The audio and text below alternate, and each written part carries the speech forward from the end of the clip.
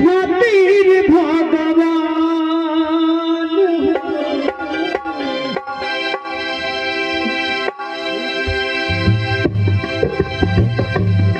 जकर खातिर भगवान बन के अइले कृष्ण राम जकर खातिर भगवान बन के अइले कृष्ण राम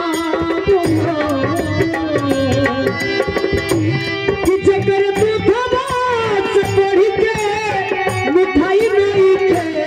जकर दूधवा से बढ़ के मिठाई नहीं थे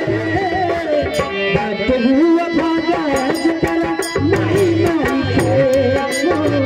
बात हुआ भागा जकर नहीं नहीं थे जकर खातिर भगवान बन के अइले कृष्ण राम जकर खातिर भगवान बन के अइले कृष्ण राम जकर दूधवा से बढ़ के मिठाई नहीं थे जकर दूधवा से बढ़ के मिठाई नहीं थे भक्त हुआ भागा जकर माई नहीं थे भक्त हुआ भागा जकर माई नहीं थे। और ये देखिए आदरणीय स्वामी उपेंद्र शाह जी महाराज कर कमलों द्वारा हम सभी को सुंदर सा आशीर्वाद